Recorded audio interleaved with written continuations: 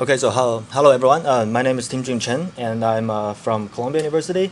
And today I'm going to be doing the first SDR experiments on Full-Duplex wireless. And this is joint work with several colleges at Columbia, and we are all part of the Cosmos team.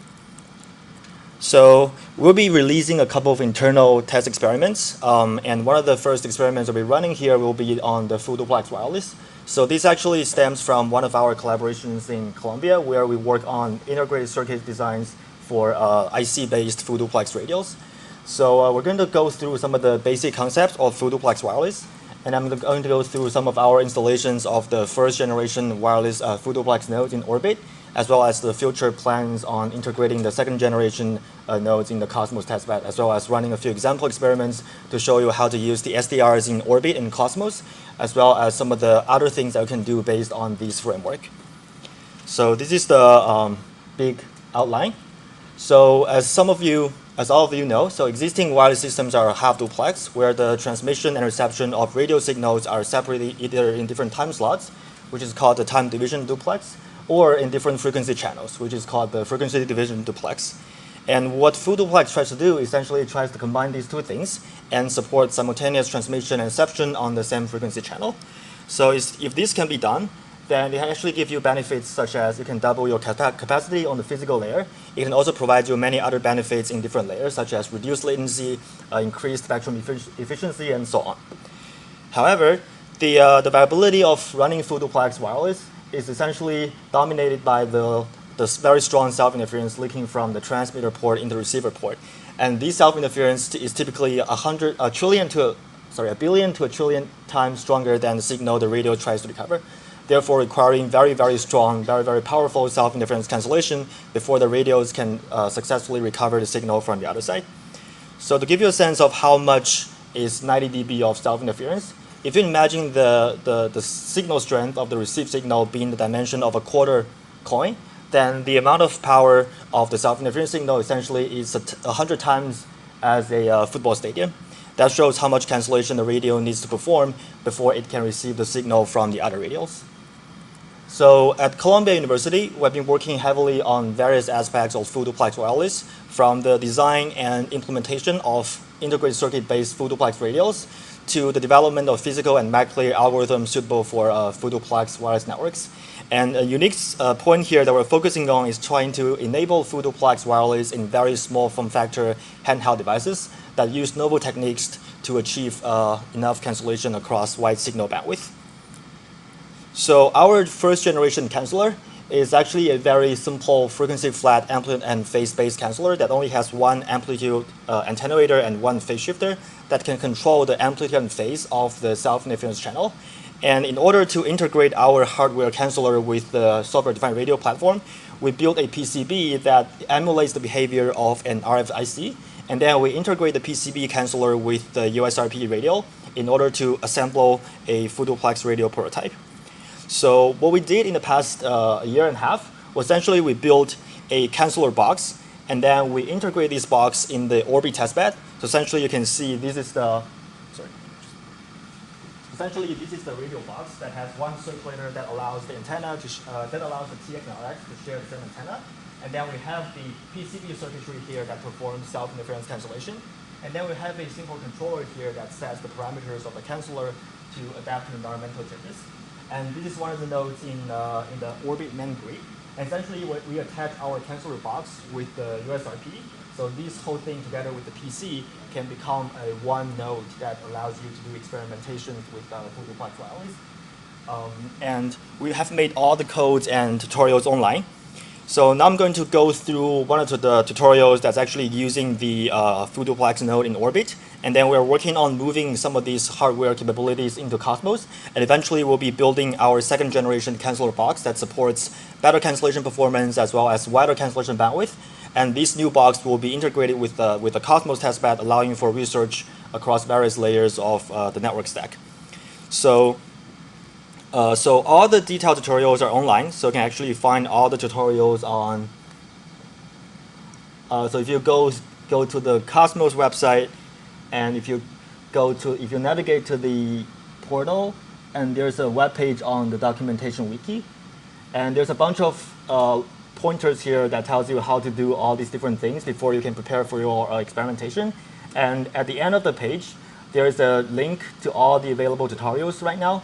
And we have the basics of how do you create SSH keys, for example, and how do you connect to SDRs, how do you load images. And in particular, the Full-Duplex tutorials are under this page. So all the details will be available here, and we actually would provide compiled images. You can just load the images and then run exactly the same experiments as we are be showing. And these are different generations that we've been doing. You can actually see the flow graph. You can actually see the signals being adapted. And now I'm just going to go through the tutorials real quickly. Get back to the slides. Okay, sorry. So essentially, we'll be using one USRP N210 as the software-defined radio, together with the custom designed Flexicon first generation RF canceller box. And the software components we used are the regular UHD and GNU Radio software packages, and we implement some of our customized DSP blocks in these out-of-tree modules in C++ just for performance optimization. And we use the USB library and also the sub-20 library just for controlling the controller, which controls the canceller box. And we use the header file-based eigen C++ library that allows you to do very fast FFT operations and things like that. So let me get to the terminal. Where's the terminal? Not sure if you can see that clearly, but see that? There we go. All right, so I'm on my laptop right now. So the first thing you can do is that you can SSH into the orbit grid. So essentially, the operation of using the Cosmos testbed will be in a very, very similar fashion. So essentially, you log into the testbed, and this -x command here is just for allowing you to stream graphics through the X11 tunneling. And this can be done once you upload your SSH key. And now I'm in the main console of the grid. So I already load the images on the node.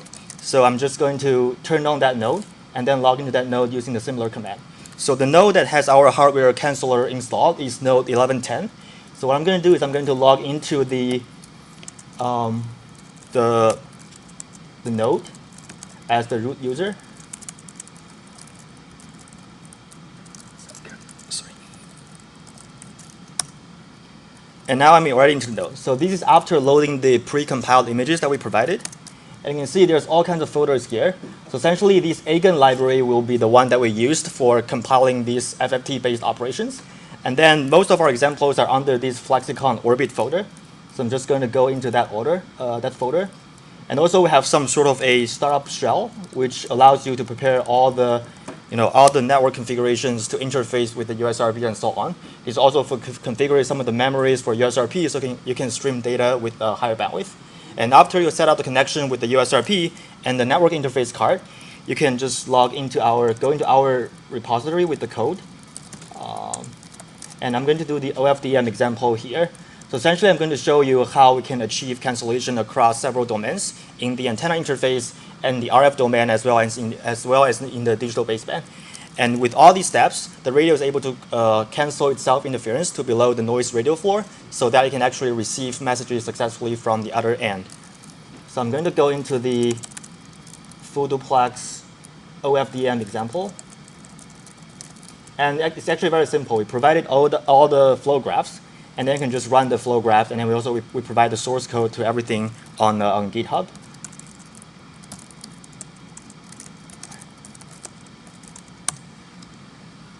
I hope the network condition is fine. So this is what you'll be seeing once you open the flow graph in GNU Radio. So essentially, this is the front panel of the GNU Radio software, where you see some of the blocks are built-in blocks provided by GNU Radio. For example, this OFDM transmitter block that's built-in, and then also the classical USRP source and sync blocks that interact with the USRP hardware. Something that we did by ourselves was, first of all, we have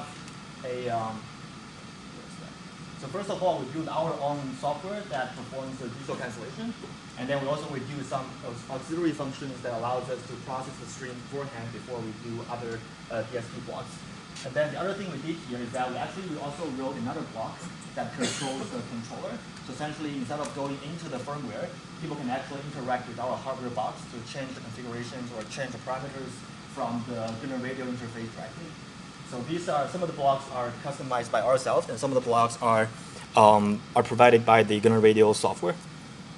So here I'm running at 910 megahertz bandwidth, which is in an ISM band, and just in order not to saturate the network bandwidth, I'm going to do 1 megahertz bandwidth for RF bandwidth. So essentially, the whole flow graph, because we implement everything in C++, is actually able to run up to 20 megahertz real-time bandwidth if you are under a dedicated Ethernet connection. But I'm just trying to do a 1 megahertz bandwidth here, just try to not saturate the Ethernet. So once everything's ready, you can just click on the run button, and then it's going to execute the flow graph in the background, and then showing some real-time dynamics here. So for example, here, I'm showing a few tabs of the different characteristics of the signal. So the first tab is the time domain time domain receive signal. So essentially the blue and red curves are the IQ samples of the received signal. You can, for example, compute the signal strength based on these raw IQ samples. And then the very tiny, the green and black curves with very small amplitude are essentially the IQ samples in time domain after RF and digital cancellation. So you can see after the two stages of cancellations, the residual sound interference is already knocked down to a very small level. And if you look at the frequency, spectrum,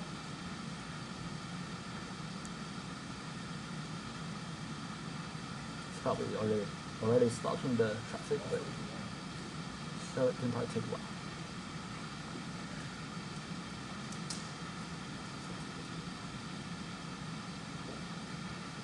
Yeah, I think this already started to.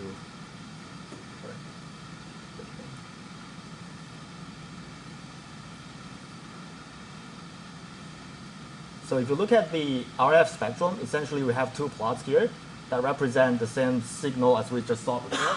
So this radio after calibration was transmitting at around plus 10 dBm power, and this is 0 dBm power.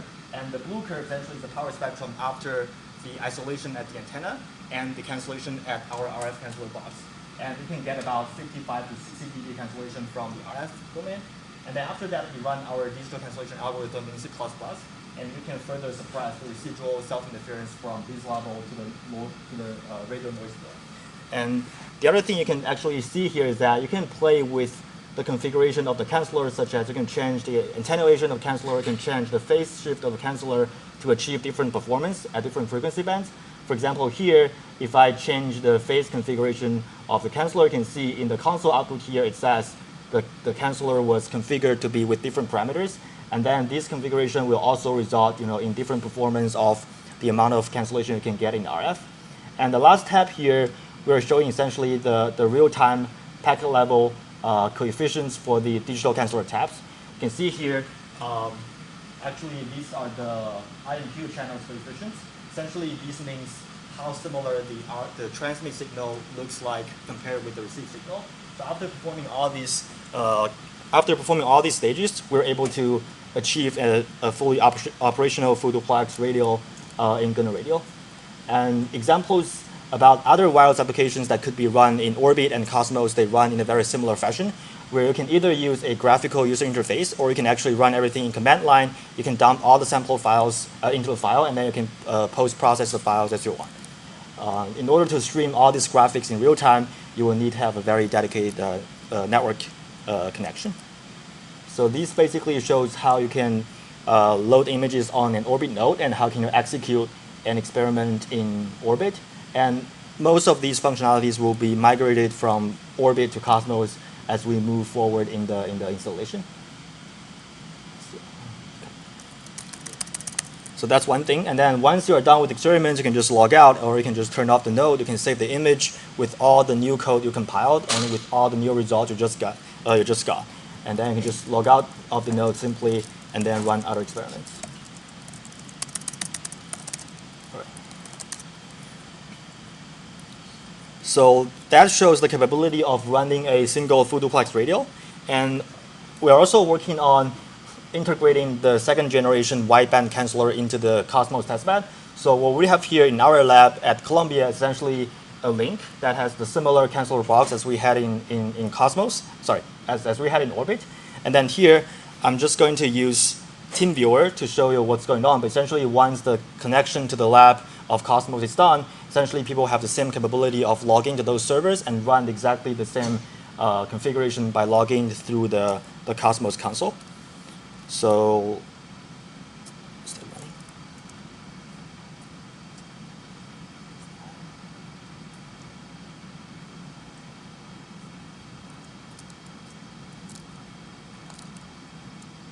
So I'm just using TeamViewer as an example, but this will be exactly the same thing as if you can run an Ubuntu system with GNU Radio in one of the Cosmos compute nodes or the Cosmos servers. So essentially, we have a Full-Duplex link here that runs with an OFDM PHY layer, and we have the two nodes transmit different bytes or different bits, so you can tell the difference between which node transmit what stream. So here, if I run the thing in a similar fashion, you're going to see something. Right, so here essentially we have the first radio sending a square wave in red, and then the second radio sending a triangular wave in blue. And these are the sequence number of the packets, so you can tell how many packets are successfully received in order for you to compute the rate and the bandwidth, or the packet loss rate. And similar as what I've just showed in Orbit, you can monitor the received signal spectrum of what's going on. For example, here, the radio with the blue curve has about 5 dB higher SNR than the radio in the red curve. And you can also show what is the estimated coefficients of the taps. Essentially, this also shows how well or how bad the self-interference channels are. So essentially, this will also be provided as an example where people can just log in, load our images into Cosmos, and then replicate or reproduce the results as we just saw here. So these are the examples on a single Full-Duplex node and on a real-time Full-Duplex link running on an OFDM physical layer. And as I mentioned before, some of the blocks were provided by GNU Radio, but people have the full capability of writing their own piece of code to implement different algorithms from physical layer to link layer and above. Okay, so,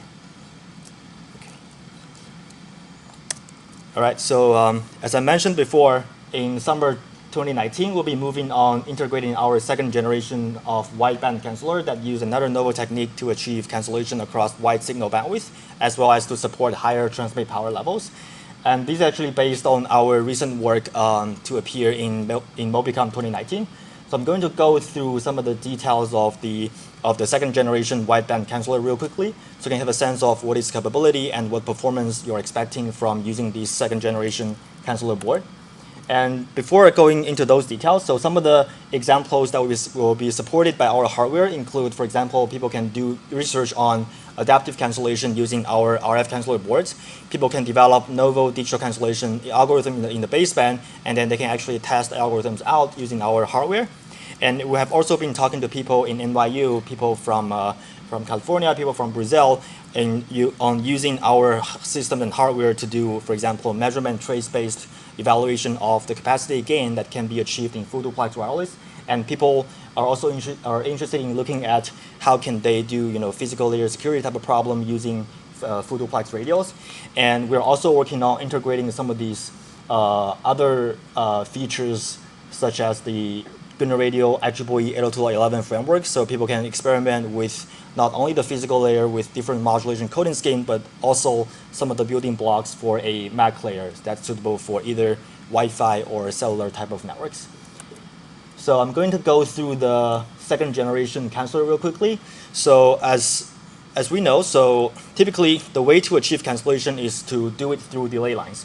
However, in order to do the cancellation in delay lines, you require a very, very bulky hardware. For example, achieving 1 nanosecond group delay on silicon chips will require about 15 centimeters of delay lines, which means there's no way you can pack such a huge canceller in your handheld devices, such as your cell phones or tablets.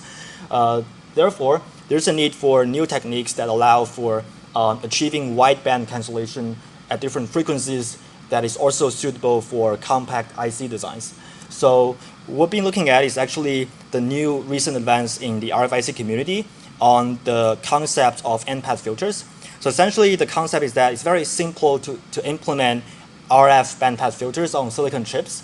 So the idea is that, let's say you have a self-interference channel profile, and then essentially you can construct RF bandpass filters at different frequencies with different shapes so that their added response will look as similar as possible to the self-interference channel. And then at the receiver side, you can just subtract that response so you can cancel the self-interference. Of course, as you add more and more filters, you have more flexibility and you have more and more degrees of freedom to pick the frequency of each filter banks and also the shape of each filter banks so that their overall combined behavior can do as much cancellation as possible. These ideas are actually very similar to these very classical audio equalizers where people have attenuations on each single frequency and then you play the knobs of these attenuations to achieve different audio profiles. Similar idea as what we did with the Orbit node. So we built a PCB that emulates the behavior of an RFIC. This is for us to integrate with the software-defined radios in a friendlier manner. I'm not going to go to the details of the circuit design, but the idea is that we're able to achieve much wider cancellation bandwidth, up to 20 megahertz, as well as supporting a higher transmit power of up to plus 10 dBm on average. And this is what we've done in our lab. But note that everything now runs in the NI LabVIEW platform. But we're also working on integrating these with the open source Gunner radio platform so people can use different physical layers or different MAC layers with our hardware support. So this is a short video clip showing the performance of our canceller working in real time, adapting to environmental changes across a signal bandwidth of 20 megahertz. So similar idea, we evaluate the whole system on the link level, on the network level to see how much throughput gain we can get by using our hardware. And we vary across different modulation coding schemes. And on average, our Full-Duplex radios can achieve a average throughput gain of 1.87 across different SNR ranges. So we have demonstrated some capability of integrating these SDRs with the edge cloud provided by Cosmos, and Craig, Arthur, Jakai, and Mike will be going through the details of the optical part later on. But to give you a higher level view, so you can imagine that we put one of these nodes in as a Full-Duplex small cell or a Full-Duplex base station at Columbia. And then essentially you can stream all the IQ baseband samples all the way to a server that's either locally at Columbia or downtown to 32 Avenues America. And of course, you'll be getting different latencies when you're streaming the IQ samples to different locations. But the point is that this latency won't harm that much in terms for you to do all the processing in baseband in real time. So what we have demonstrated during the Cosmos site visit was that we have a server sitting 14 miles away from the radio node, and then we push all the IQ streams in real time through the dark fiber provided by the city. And then the compute node that is 14 miles away from the radio node was still able to process all the samples in real time with a round-trip latency with less than 1 millisecond. And this 1 millisecond was actually, most of them come from the overhead of the Ethernet layer. So the optical links are actually going at very fast speed. So this will be one example where people can run some kind of edge cloud experiments where you put some of the computation at different distances away from the radio nodes, and you can choose different radio nodes to operate throughout the testbed. You can pick different servers to run your applications, and you can configure different topologies based on your experimental requirements. And I think the next, Craig, Arthur, and Jakai, and Mike will be going to talk about the details of this optical layer that allows you to configure the topology of the underlying network. And as a summary, so I went through some of the basic tutorials of the Full-Duplex radio, and other regular half-duplex experiments or other wireless experiments using SDRs will be done in a very similar fashion. And we're working on integrating our second generation board into the Cosmos testbed, and we'll be providing more details about those resources on the Cosmos website as we move forward. And thank you very much. That'd be my presentation.